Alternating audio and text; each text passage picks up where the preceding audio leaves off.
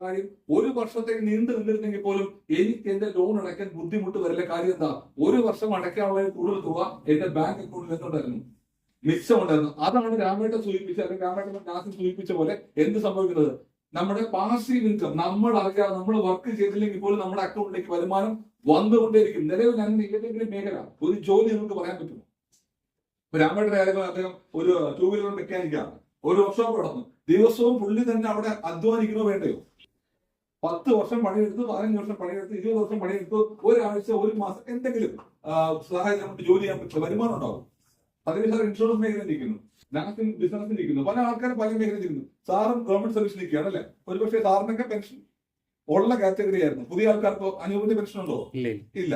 2 category ആൾക്കാർ, ഒരാൾ നേരത്തെ സർക്കാർ ജോലിയിൽ ഉള്ള ആളും അനൂപ് വളരെ റീസെന്റ് ആയിട്ട് സർക്കാർ ജോലി കയറിയതാണ്. ഒരാളിന് എന്ത് നമുക്ക് കിട്ടും, റിട്ടയർ ചെയ്ത് കഴിഞ്ഞാൽ ലൈഫിലോ പെൻഷൻ ഉണ്ട്. അത് വെച്ച് നമുക്ക് എന്ത് ചെയ്യാം, സ്വപ്നങ്ങളിലേക്കോ ആഗ്രഹങ്ങളിലേക്കോ പോകാൻ പറ്റിയില്ലെങ്കിലും എന്ത് ചെയ്യാം സാറേ, ജീവിച്ചു പോകാം. മരണം വരെ നമുക്ക് ജീവിച്ചു പോകാം. അടുത്തൊരു തലമുറ കയറുമ്പോഴോ അവർക്കുണ്ടോ വരുമാനം, പെൻഷൻ ഉണ്ടോ?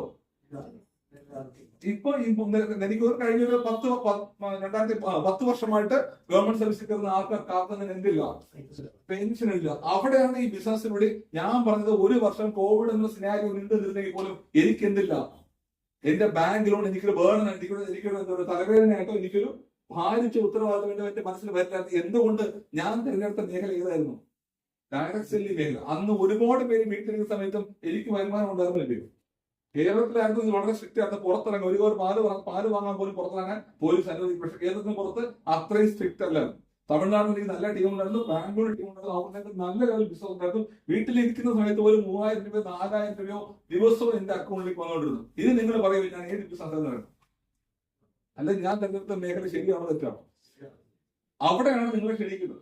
അപ്പൊ നമ്മൾ ആദ്യം സെറ്റ് ചെയ്യേണ്ട കാര്യമല്ല, ഈ ബിസിനസ് സ്റ്റാർട്ട് ചെയ്തു നമ്മൾ സംസാരിക്കുന്ന ഏപ്രിൽ മാസമാണെങ്കിൽ മെയ് മാസം മുതലോ ജൂൺ മാസം മുതലോ ഒരു 10,000 രൂപയോ 15,000 രൂപയോ ആദ്യം വരുമാനം വാങ്ങുമെന്ന് തീരുമാനിക്കുക. അതിന് ഏറ്റവും നല്ല മാർഗം എന്ന് പറയുന്നത്, നിങ്ങളെ ഏറ്റവും കൂടുതൽ ബാധിക്കുന്ന ഒരു